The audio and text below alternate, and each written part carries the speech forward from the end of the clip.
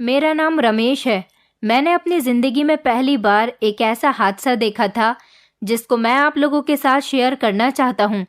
इस हादसे से कई जिंदगियों पर असर पड़े थे। मैं अभी पढ़ाई कर रहा था। मेरे माता पिता चाहते थे कि मैं पढ़ लिख कर किसी काबिल बन जाऊं, क्योंकि मेरे दो बड़े भाई थे और दोनों ही बिल्कुल नकारा थे। उन दोनों ने हमारे घर के हालात को काफ़ी अच्छी तरह से बिगाड़ दिया था, क्योंकि दोनों ही गलत संगतों में चले गए थे। हम 3 भाई थे। लोग मेरे पेरेंट्स से कहते थे कि आप लोग तो बड़े खुशनसीब हो जिनको 3-3 बेटे नसीब हुए हैं, क्योंकि लड़कों को तो लोग समझते हैं कि वो घर की सारी जिम्मेदारी को उठा लेते हैं। अगर मेरे माता पिता की 3 बेटों की जगह 3 बेटियां होती तो शायद लोग उन पर तरस खाकर कहते कि भगवान ने बेटियां दी हैं, इनका इकलौता पिता इन लोगों का खर्च कैसे पूरा कर रहा होगा। ये बात तो सूट भी करती थी, लेकिन जब लोग मेरे पेरेंट्स से कहते थे कि आपके तो मज़े हैं, आपके तीनों बेटे आपको अपनी कमाई लाकर देते होंगे, ये बात मेरे माता पिता को कुछ हजम नहीं होती थी, क्योंकि मेरे दोनों भाई कामचोर थे और गलत लड़कों के साथ बैठ बैठकर सिगरेट पीते थे और लड़कियों को छेड़ते थे। उनको कोई काम धाम नहीं था, जबकि मैं बचपन से ही अपने नाना नानी के यहाँ पर रहा था। मेरी परवरिश उन्होंने ही की थी। मैं जब छोटा था, नाना तो तभी इस दुनिया को छोड़कर चले गए थे, लेकिन जब मैं जवान हो गया तो एक दिन नानी भी इस दुनिया को छोड़कर चली गई। अब शायद नानी के घर पर मेरा अपना कोई नहीं बचा था। जो प्यार नाना नानी करते थे वो प्यार हर मामा या मामी नहीं करते।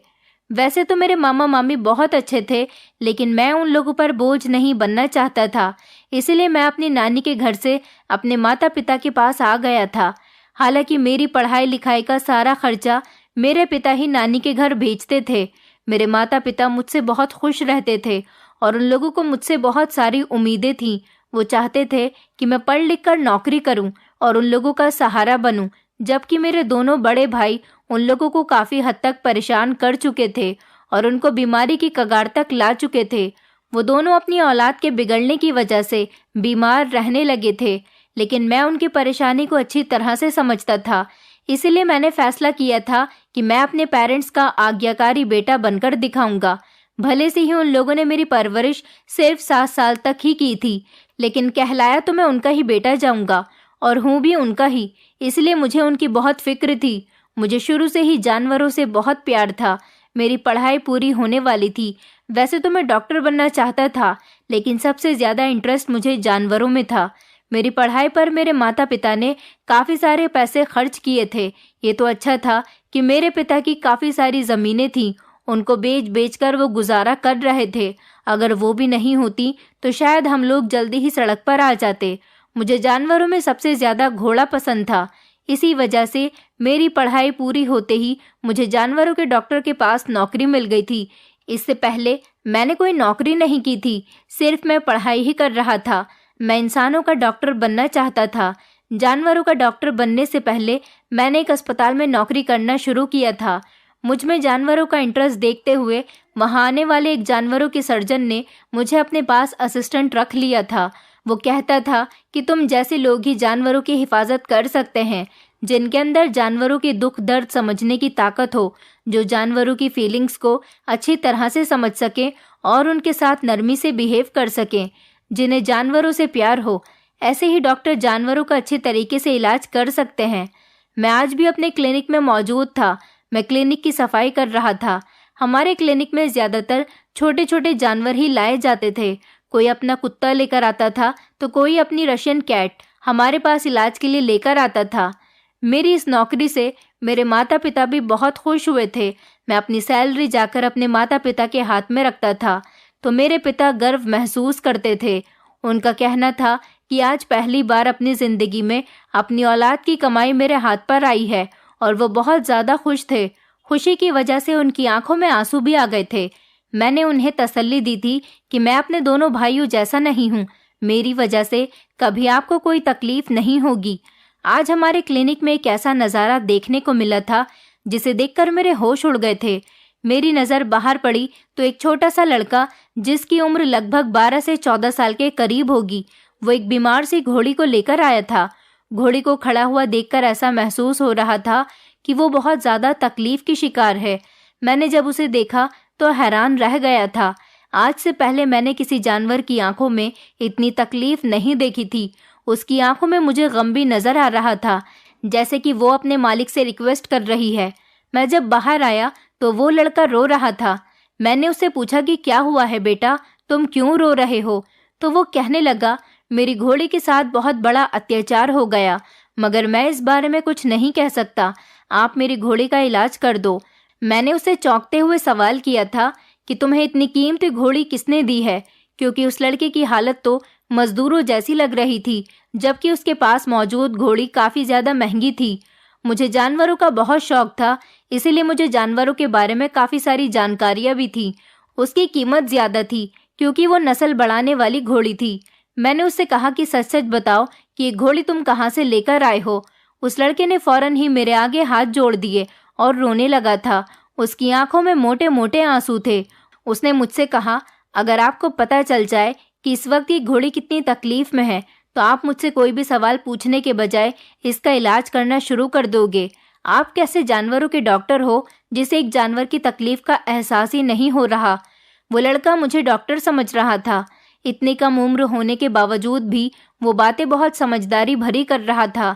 मैंने घोड़ी की तरफ देखा तो वो सच में बहुत बेचैन लग रही थी। मैंने बड़े डॉक्टर को बुलाया और उनसे कहा कि इस घोड़ी का क्या किया जाए। बड़े डॉक्टर सर्जन थे और वही इस क्लिनिक के मालिक थे। उन्होंने जब घोड़ी के पेट की तरफ देखा तो कहने लगे कि इसके साथ कुछ गड़बड़ लगती है।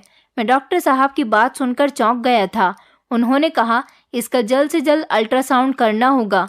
हम कोई भी बात अंदाज़ा लगाकर नहीं कह सकते और ना ही अभी किसी नतीजे तक पहुंच सकते हैं। ये बहुत ही कीमती जानवर है। इसके मालिक ने तो इसे महंगी कीमत देकर खरीदा होगा, इसलिए इस जानवर को वेस्ट नहीं होना चाहिए। मैंने देखा था कि डॉक्टर साहब को भी इस घोड़ी की कीमत का अंदाज़ा था। Surgeon R.K. वर्मा के कहने पर मैं घोड़ी को अल्ट्रासाउंड रूम में लेकर चला गया। यह अल्ट्रासाउंड रूम काफ़ी बड़ा था। ये स्पेशली बड़े ही जानवरों के लिए बनाया गया था। मैंने घोड़ी को प्यार करते हुए बड़ी मुश्किल से नीचे लिटाया था क्योंकि वो बहुत ज़्यादा तकलीफ में थी और फिर उसका अल्ट्रासाउंड करना शुरू कर दिया। मैं अल्ट्रासाउंड की रिपोर्ट देखना नहीं जानता था, मैं तो बस मशीन चलाना जानता था। मैं बस अल्ट्रासाउंड करके फ्री ही हुआ था कि क्लिनिक के दरवाजे पर अचानक शोर होना शुरू हो गया। ऐसा लग रहा था जैसे बाहर कोई ज़ोर ज़ोर से चिल्ला रहा है।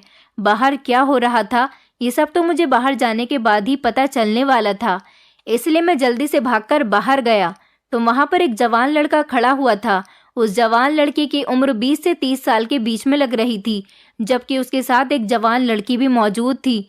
उस लड़की की उम्र तो मुश्किल से 19 या 20 साल की ही होगी। मैंने उन दोनों को देखा तो मुझे बड़ी हैरानी हुई थी। मैंने उन लोगों से पूछा कि तुम लोग कौन हो और यहाँ पर आकर इतना शोर क्यों मचा रहे हो? तो उन्होंने एक बड़ी ही अजीब बात कही। वो लड़का कहने लगा कि हम लोग तो यहाँ पर अपना जानवर लेने के लिए आए हैं। चलो जल्दी से हमें हमारा जानवर दे दो, हमें उसे जल्दी ही वापस लेकर जाना है। उनकी बातें सुनकर तो मुझे बहुत गुस्सा आया था कि आखिर वो कौन से जानवर की बात कर रहे थे। मेरी तो कुछ समझ नहीं आ रहा था। फिर मुझे याद आया कि एक जानवर जो हमारे पास मौजूद है, शायद ये लोग उसी की बात कर रहे हैं। मैंने कहा कि आपका वो जानवर तो खुद ही हमारे पास एडमिट करने के लिए लाया गया है।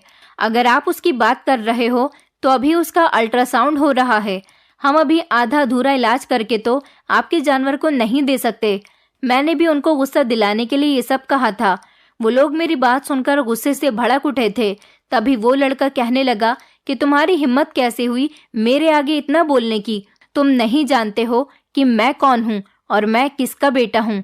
मैं तुम्हें खड़े खड़े खरीद सकता हूँ और तो और तुम्हें यहाँ से नौकरी से भी निकाल सकता हूँ। जाओ जाकर जल्दी से मेरी घोड़ी ले आओ, वरना मुझसे बुरा तुम्हारे लिए कोई नहीं होगा।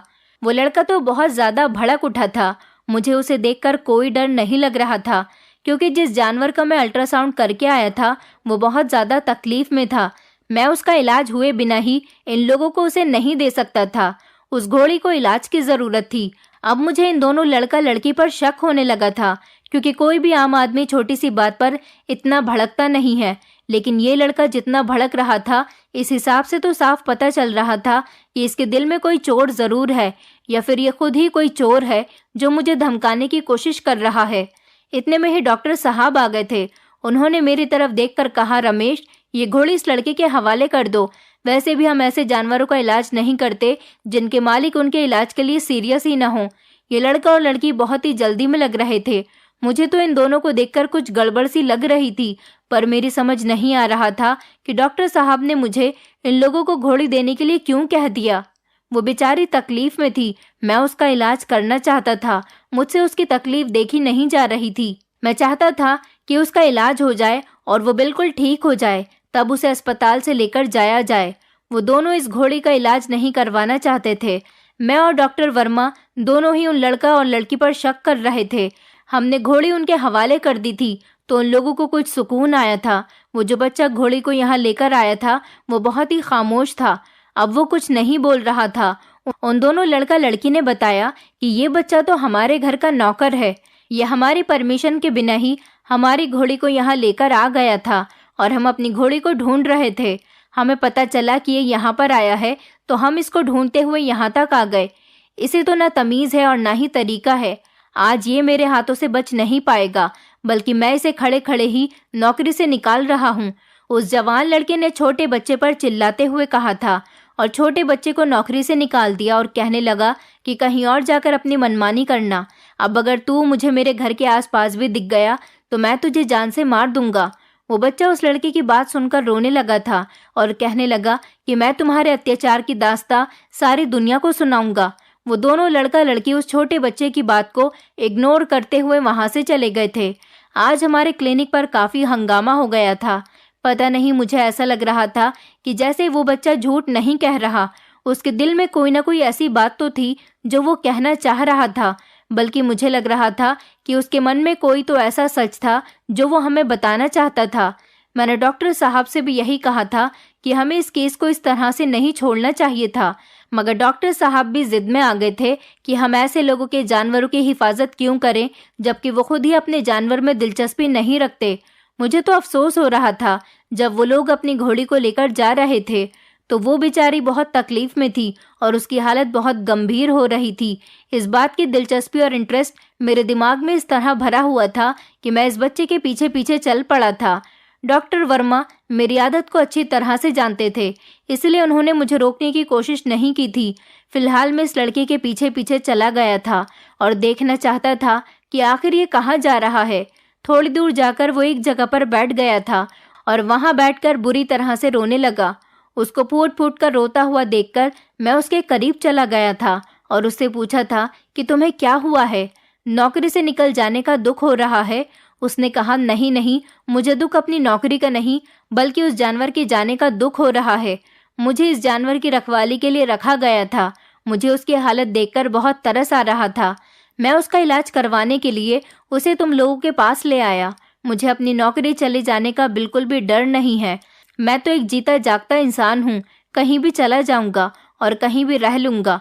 मुझे सबसे ज्यादा अफसोस उस जानवर के बिछड़ने का है। मुझे वो घोड़ी बहुत ज्यादा पसंद थी। पिछले 6 महीनों से मैं उसको बहुत प्यार से रख रहा था और उसकी रखवाली करता था। वो मेरे साथ बहुत खुश रहती थी। आज मुझसे उसकी तकलीफ नहीं देखी गई तो मालिक की परमिशन के बिना ही उसे आपके पास इलाज करवाने के लिए ले आया था। मगर ये लोग तो ना इंसान की तकलीफ समझ सकते हैं और ना ही बेजुबान जानवर की। ये लोग तो इंसान के साथ ही बुरा हशर करते हैं, तो फिर जानवर की तकलीफ को क्या समझेंगे। बस मुझे अपनी घोड़ी का दुख है और मैं उसकी वजह से बहुत परेशान हूँ। मैं 100% जानता हूँ कि उन लोगों ने उसके साथ कुछ ज़रूर गलत किया है, वरना कोई भी जानवर बेवजह इतनी तकलीफ में नहीं आता। वो तो पालतू जानवर थी, मैंने उसका बहुत ख्याल रखा था और मुझे बड़े मालिक ने इस नौकरी पर रखा था और स्पेशली मुझे उसका ख्याल रखने का काम दिया गया था। और आज देखो, छोटे मालिक ने मुझे नौकरी से निकाल दिया। वो बच्चा मेरी तरफ देखकर कहने लगा, क्या आप मेरी एक बात मानोगे? ये कहकर उस बच्चे ने मेरे आगे हाथ जोड़ दिए थे। उसको इस तरह से रोता हुआ और बिलखता हुआ देखकर मेरा दिल भी पिघल गया। मैंने कहा, हाँ तुम बताओ क्या कहना चाहते हो, मैं तुम्हारी हर बात मानने के लिए तैयार हूँ। मेरी ये बात सुनकर उस लड़के के चेहरे पर धीमी सी मुस्कुराहट आई थी और उसे कुछ हौसला मिला था। उस बच्चे ने जो मुझे बात बताई वो बड़ी ही अजीब सी थी। वो कहने लगा कि तुमने मेरी घोड़ी का अल्ट्रासाउंड किया है। अब तुम ऐसा करना कि अल्ट्रासाउंड की रिपोर्ट ज़रूर देखना और अपने डॉक्टर को भी दिखाना। कम से कम सच तो तुम लोगों के सामने आ ही जाएगा। अगर तुम ऐसा नहीं कर सकते और तुम्हारे अंदर हिम्मत नहीं है ऐसा करने की, तो तुम वो रिपोर्ट आते ही पुलिस को दे देना। जानवर के साथ भी बुरा करने का हक इंसान को नहीं है। आखिर जानवर भी तो एक इंसान के जैसा ही होता है, उसको भी तकलीफ होती है, उसके अंदर भी फीलिंग्स होती हैं। उस बच्चे की बातें तो बिल्कुल ठीक थीं। मुझे अब सच में उस कपल पर शक होने लगा था जो यहाँ से घोड़ी को लेकर गए थे। मैंने उस बच्चे से कहा, तुम मुझे उन दोनों के घर का पता दे दो, अगर कोई बात हुई तो हम उन तक आसानी से पहुंच सकेंगे। वो लड़का कहने लगा, मैं तुम्हारे साथ तुम्हारे क्लिनिक पर चलता हूँ। तुम चाहो तो अभी उस घोड़ी की रिपोर्ट देख सकते हो और तुम्हें भी सच का अंदाजा हो जाएगा और ये भी समझ आ जाएगा कि उन लोगों ने इस घोड़ी के साथ कैसा अत्याचार किया। ये लोग बहुत ज़्यादा जालिम लोग हैं। मैं इनको अच्छी तरह से जानता हूँ, लेकिन शायद मैं अपनी बात को तुम्हें सही तरह से समझा नहीं सकता। उस बच्चे की बात पर मैं उसकी बात मानने के लिए तैयार हो गया था और वो बच्चा मेरे साथ क्लिनिक आ गया। मैं उसे लेकर वापस क्लिनिक आया तो डॉक्टर वर्मा जा चुके थे क्योंकि उनके घर जाने का टाइम हो गया था। मेरे पास अल्ट्रासाउंड की वो रिपोर्ट सामने ही पड़ी हुई थी। अल्ट्रासाउंड के होते ही रिपोर्ट प्रिंट हो जाती है। मैंने वो रिपोर्ट वहाँ से उठा ली और उस बच्चे से कहा कि चलो हम किसी और डॉक्टर के पास चलते हैं और उससे कहेंगे कि वो हमें ये रिपोर्ट पढ़कर सुना दे। हालांकि रिपोर्ट तो मैं भी पढ़ना जानता था क्योंकि मैं डॉक्टर के यहाँ काम करता था, लेकिन मैं ये देखना चाहता था कि दूसरा कोई डॉक्टर इस घोड़े के बारे में क्या बताता है। मैं और वो लड़का राहुल एक करीब में बने हुए क्लिनिक पर चले गए थे। वहाँ जाकर जब हमने ये रिपोर्ट उस डॉक्टर को दिखाई तो वो डॉक्टर गुस्से से आंख बबूला हो गया था। उसकी आंखें तो जैसे गुस्से में जोश मार रही थी। ये देखकर उस डॉक्टर से रहा नहीं गया और उसने मेरी तरफ देखकर कहा कि अल्ट्रासाउंड की रिपोर्ट क्या सच है या फिर तुम लोग मुझसे कोई मजाक करने के लिए आए हो? तुम लोग कहीं झूठ तो नहीं बोल रहे हो? मैंने इनकार करते हुए सर हिला दिया और सारी बात भी बता दी। उनसे कहा कि हम लोग तो यहाँ पर अल्ट्रासाउंड की रिपोर्ट आपसे पढ़वाने के लिए आए हैं। मैंने उसको ये नहीं बताया था कि मैं खुद भी डॉक्टर के यहाँ पर काम करता हूँ और इस रिपोर्ट को पढ़ चुका हूँ। हम कोई झूठ नहीं बोल रहे। उस डॉक्टर ने हमसे और भी पूछताछ की थी। वो कहने लगा कि तुम सच बताओ वरना बाद में तुम्हारे साथ बहुत बुरा होगा, क्योंकि तुम लोगों ने जुर्म किया है। इसकी सज़ा बहुत बड़ी है और बहुत ही बुरी भी है। तुमने ये हरकत पता नहीं क्या सोच कर की। तुम में ज़रा भी इंसानियत नाम की चीज़ है या नहीं? डॉक्टर की बात सुनकर मुझे थोड़ी शर्मिंदगी महसूस हो रही थी। मैं सोचने लगा कि कहीं सारा इल्ज़ाम मेरे ऊपर ही ना आ जाए। मैंने उस बच्चे से कहा कि तुम अपना बयान रिकॉर्ड करवा दो। ऐसा लग रहा था कि मामला बहुत ज़्यादा सीरियस होने वाला है और फिर सीरियस होने वाली बात ही थी। कहीं हम लोग यहाँ पर फंस न जाएं। लेकिन फिर मेरे पास एक और तरीका भी था। मैं उनको बता सकता था कि मैं कहाँ से आया हूँ और कौन हूँ। इतनी ही देर में डॉक्टर साहब ने फ़ोन पर हाथ रखा और करीब के ही पुलिस स्टेशन में कॉल कर दी। मुझे तो इस बात की समझ नहीं आ रही थी कि अल्ट्रासाउंड रिपोर्ट में आखिर ये सब क्यों और कैसे आ गया था। मैं कंफर्म करने के लिए इस डॉक्टर के पास आया था, लेकिन मैंने दिमाग नहीं लगाया कि मैं इस तरह से भी फंस सकता था। दरअसल इस घोड़ी के पेट में कुछ ऐसा था जिसके बारे में सुनकर शायद आप लोग भी चौंक जाएंगे। मुझे आज इस जानवर पर बहुत ही अफसोस हो रहा था। 5 मिनट बाद ही पुलिस भी आ गई थी। पुलिस की गाड़ी क्लिनिक के बाहर खड़ी हुई थी। डॉक्टर ने हम दोनों को पुलिस के सामने खड़ा कर दिया था और पुलिस वालों को पूरी बात बता दी थी। मुझे तो ये बात पता थी, लेकिन उस लड़के को ये बात पता नहीं थी। वो बहुत ज़्यादा कंफ्यूज हो रहा था। जब उसने ये बात सुनी तो उसने अपने कानों को हाथ लगा लिए थे। मैंने भी पुलिस को सारी बात बता दी थी। पुलिस ने मुझे अपने साथ चलने के लिए कहा था। ये मामला बहुत ज़्यादा सीरियस था। पुलिस ने कहा था कि आपको हमारे साथ चलना होगा क्योंकि इस मामले में आप लोग भी शामिल हैं। मैं इस तरह से पछताने भी लगा था कि आखिर हम लोग ये किस केस में फंस गए। मुझे इस डॉक्टर को अपने बारे में पुलिस के आने से पहले ही बता देना चाहिए था, पर इसमें हमारा कोई कसूर नहीं था और मुझे यहाँ की पुलिस पर पूरा भरोसा था। इसलिए मैं बेझिझक इस पुलिस की गाड़ी में बैठ गया था। अभी मुझे पुलिस को लेकर उन लोगों के घर भी जाना था जो लोग उस घोड़ी को लेकर गए थे। वो इस जानवर के मालिक थे, तो उन्हें ही पुलिस को जवाब देना था। थोड़ी देर के बाद गाड़ी उन लोगों के घर के बाहर पहुंच गई थी।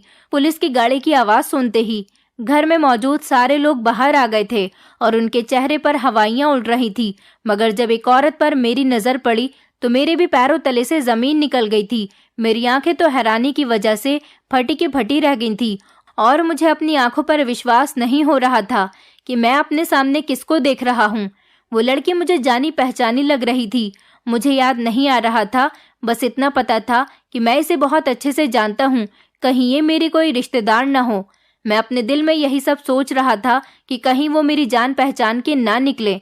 मैं उस टाइम बहुत ही परेशानी में उलझा हुआ था और परेशानी की वजह से मेरी कुछ भी समझ में नहीं आ रहा था। पुलिस वालों ने उन लोगों से कोई भी सवाल किए भी नहीं, सबको हथकड़ियां पहनाकर गाड़ी में बैठा लिया। ये लोग पुलिस की गाड़ी में बैठे तो वो जवान लड़का बहुत जोर जोर से चिल्ला रहा था और पुलिस को कुछ बताने की कोशिश कर रहा था, मगर वो जवान लड़की बहुत ज्यादा खामोश थी, जैसे कि वो बहुत बेबस होकर बैठी हुई हो। जब मैंने उसकी तरफ देखा तो वो मुझसे अपनी नजरें चुरा रही थी। मैं समझ गया कि वो मुझे जरूर पहचानती है और जानती भी है, तभी तो वो मेरे सामने शर्मिंदगी महसूस कर रही थी। हम लोगों को पुलिस स्टेशन पहुंचने में ज्यादा टाइम नहीं लगा था। हम लोग जैसे ही पुलिस स्टेशन पहुंचे तो एक पुलिस ऑफिसर ने उस जवान लड़की को गिरेबान से पकड़ लिया और उसे अंदर ले गए थे। पुलिस का गुस्सा देखकर लग रहा था कि पुलिस को इस लड़के पर बहुत ज्यादा गुस्सा आ रहा है, क्योंकि उसने बहुत बड़ा जुर्म किया हुआ था। मैंने सोचा कि मुझे इन लोगों के नौकर से एक बार और बात कर लेनी चाहिए, जो कि इन लोगों के साथ ही बैठा हुआ था, मगर पुलिस के तेवर देखकर मुझ में हिम्मत नहीं हो रही थी कि मैं इनमें से किसी से भी कोई बातचीत कर सकूं, क्योंकि मैं तो खुद ये सब कुछ देखकर हैरान रह गया था। ये केस सच में बहुत ही ज्यादा उलझा देने वाला था। वैसे भी इनमें से मैं किसी को नहीं जानता था। मुझे लोगों से ज्यादा नए नए तरीके की बातें भी करना आती थी। मैं सिर्फ अपने काम से काम ही रखता था।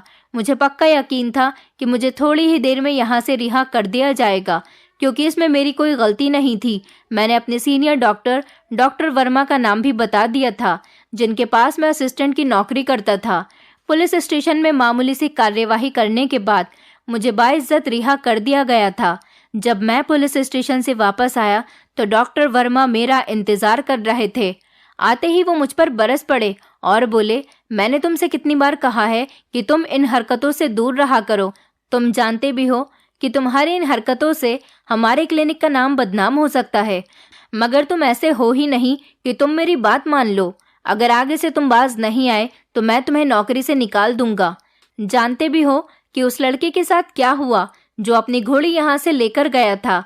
मैं समझ नहीं पा रहा था कि डॉक्टर वर्मा किस तरह की बात करने की कोशिश कर रहे हैं। मैं उनकी बात को समझ नहीं पाया था और सर हिलाने लगा तो वो कहने लगे कि उस लड़के ने बहुत बड़ा गुनाह किया है, और तो और मेरे पास वो अल्ट्रासाउंड रिपोर्ट भी नहीं है कि मैं देख सकूं कि आखिर उसने ऐसा कौन सा जुर्म किया है। मगर पुलिस स्टेशन में मुझे यही बताया गया कि उस लड़के के जुर्म की सजा फांसी से कम नहीं है और वो इस दुनिया में नहीं रह सकता, क्योंकि आरोपी लोगों के लिए इस दुनिया में कोई जगह नहीं है। इस बात ने तो मुझे हैरान कर दिया था। मैं सोच भी नहीं सकता था कि उस घोड़ी का मालिक इतना बड़ा गुनाह कर देगा कि उसे इस दुनिया से ही जाना पड़ेगा और अपनी जिंदगी से भी हाथ धोना पड़ जाएगा। मैंने डॉक्टर वर्मा से किसी तरह की कोई बातचीत नहीं की थी और ना ही कोई जिद की थी और ना ही उनसे पूछा कि असल बात क्या है, क्योंकि मैं पहले से ही इस बात को जानता था। उनको मैंने ऐसे ही रिएक्ट करके दिखाया जैसे मैं कुछ नहीं जानता हूँ। एक बार मैं उनकी बात ना मानकर उनके गुस्से में बढ़ावा पैदा कर चुका था, लेकिन अब मैं ये नहीं चाहता था कि अगर उन्हें पता चल गया कि वो रिपोर्ट मैंने ही उनके लैब से उठाई थी और तो और मैं ही पुलिस स्टेशन गया था, तो इस बात पर उन्हें और ज्यादा गुस्सा आ जाएगा। मैं उन्हें और ज्यादा तंग नहीं करना चाहता था, मगर मेरे दिल में बहुत सारे सवाल पैदा हो रहे थे। मैं बस ये जानना चाहता था कि आखिर उस आदमी ने ऐसा क्यों किया था। लेकिन फिलहाल अभी मेरे घर पर मेरे पिताजी की तबीयत ठीक नहीं चल रही थी, इसलिए मैं इस मामले को और ज्यादा नहीं बढ़ाना चाहता था और इधर डॉक्टर वर्मा को भी मैं और ज्यादा गुस्सा नहीं दिलाना चाहता था। इसलिए मैंने खामोश रहना ही बेहतर समझा और अपनी नौकरी के दौरान इस बात को भूलने की कोशिश की थी। उस लड़के को फांसी की सजा भी हो गई थी, क्योंकि वो इसी का हकदार था। वो फांसी पर चढ़ गया और इस दुनिया से भी चला गया, और तो और ये केस भी बंद हो गया था। लेकिन मुझे अभी तक ये नहीं पता चला था कि उस लड़के ने ऐसा क्यों किया था। ना ही मैं डॉक्टर वर्मा से इस बारे में कुछ पूछ सकता था और ना ही इस बारे में कोई डिस्कशन कर सकता था, क्योंकि अभी उनको मेरी करतूत के बारे में नहीं पता था। दिवाली की छुट्टियां हुई तो डॉक्टर वर्मा ने मुझे मेरी ईमानदारी के बदले में कोई इनाम देने का पूछा था। मैंने उनसे कहा था कि मैं कुछ दिनों की छुट्टियों पर अपने माता पिता के साथ रहना चाहता हूँ। सच कहूँ तो मेरे माता पिता की तबीयत इन दिनों ठीक नहीं चल रही। मैं कुछ दिन उनके साथ रहना चाहता हूँ, मगर मैं ये नहीं जानता था कि अपने घर में कुछ दिन परमानेंट रहने पर मुझे इस सच्चाई के बारे में पता चल जाएगा, जिसने नौकरी करते हुए लगातार मुझे इस उलझन में उलझाए रखा था। मैंने डॉक्टर वर्मा से 15 दिन की छुट्टी ले ली थी और मैं 2 दिन से लगातार अपने घर में ही था।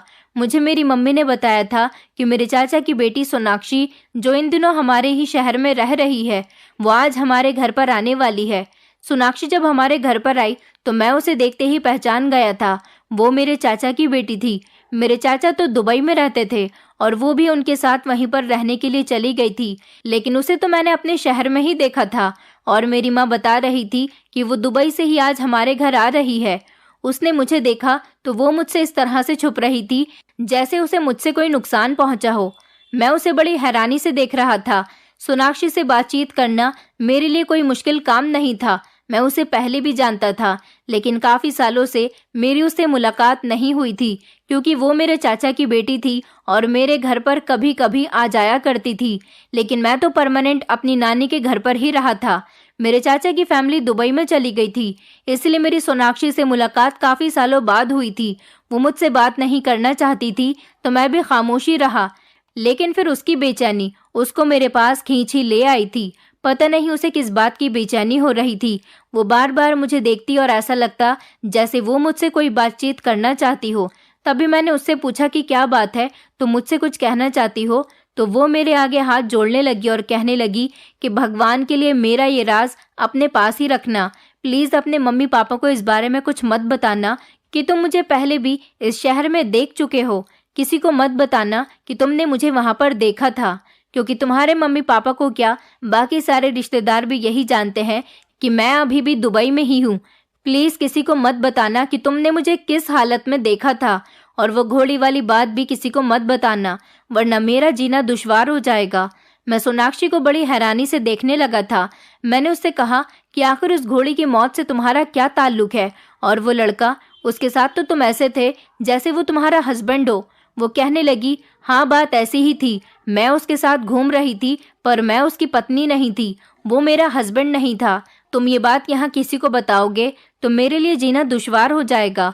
भगवान के लिए तुम ये सीक्रेट अपने पास ही रखना, क्योंकि तुम्हारे दिमाग में सब जानने के लिए बहुत सारे सवाल होंगे, और तुम ये भी जानना चाहते होगे कि उस घोड़ी के साथ मेरा क्या संबंध था। इसलिए मैं तुम्हें सच सच बता दूंगी। मेरे दिल में बहुत सारे एहसास थे। मैंने जो किया, मुझे उनका अफसोस सारी जिंदगी रहेगा। मगर क्या करती, एक औरत भी तो मर्द की बातों में आ जाती है और बेवकूफ़ बन जाती है। मोहब्बत की झांसे में आसानी से आ जाती है। मैंने जिंदगी में कभी भी नहीं सोचा था कि मैं किसी ऐसे इंसान के बहकावे में आ जाऊंगी। मगर तुम खुद ही देख लो कि मैं आज किस हालत में तुम्हारे सामने खड़ी हुई हूँ। जब हम लोग दुबई गए थे तो मुझे रोहन से प्यार हो गया था। ये इंडियन था, इसलिए मैंने इस पर आसानी से भरोसा कर लिया।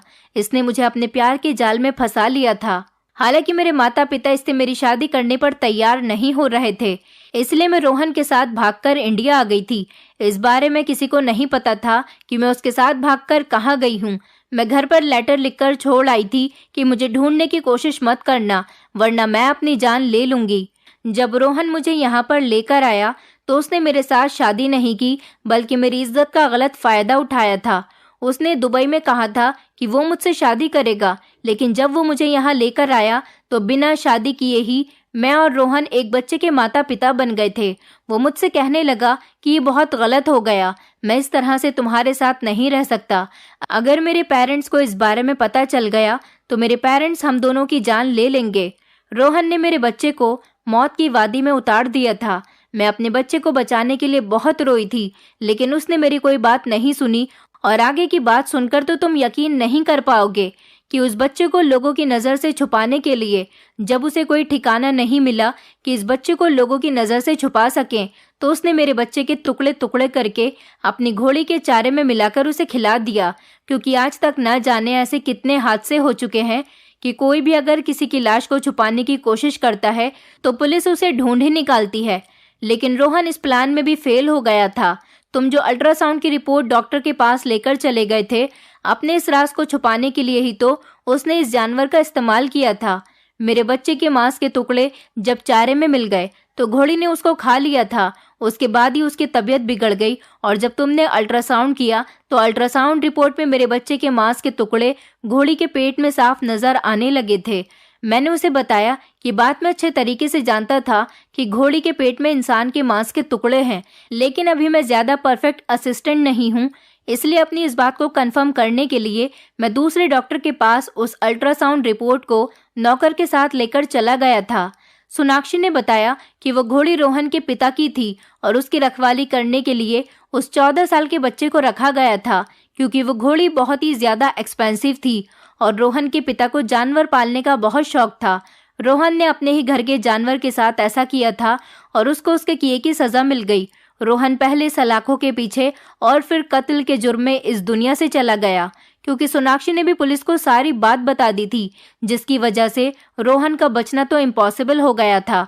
वो अपने पिता के सामने उनकी नजरों में गिरना नहीं चाहता था, इसलिए आज वो भगवान की नजरों में भी गिर गया और अपनी जान से भी हाथ धो बैठा। सोनाक्षी अपनी कहानी बताने के बाद बहुत रो रही थी, क्योंकि उसने भी तो अपने माता पिता को रोहन की खातिर धोखा दिया था। सोनाक्षी को मैंने रेंट पर एक कमरा दिलवा दिया। अब वो जॉब करती है और अपने माता पिता से माफी मांगने की काफी कोशिश कर रही है। मैं आप लोगों से रिक्वेस्ट करता हूँ कि उसके लिए प्रार्थना करें।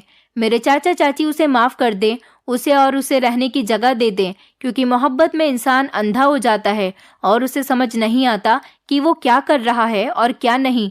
अब सोनाक्षी से गलती हो गई थी, जिसकी सजा तो उसे मिल गई है, बल्कि बहुत बड़ी मिली है। मैं तो अपनी क्लिनिक वाली जॉब में ही खुश हूँ। मेरे माता पिता भी मेरे ऊपर गर्व महसूस करते हैं। दोस्तों, उम्मीद करती हूँ आपको हमारी कहानी पसंद आई होगी। कहानी पसंद आई है तो वीडियो को लाइक करें, चैनल पर नए हैं तो चैनल को सब्सक्राइब करें और हाँ, नोटिफिकेशन बेल को जरूर दबाएं ताकि अगली अपडेट सबसे पहले आपको मिले।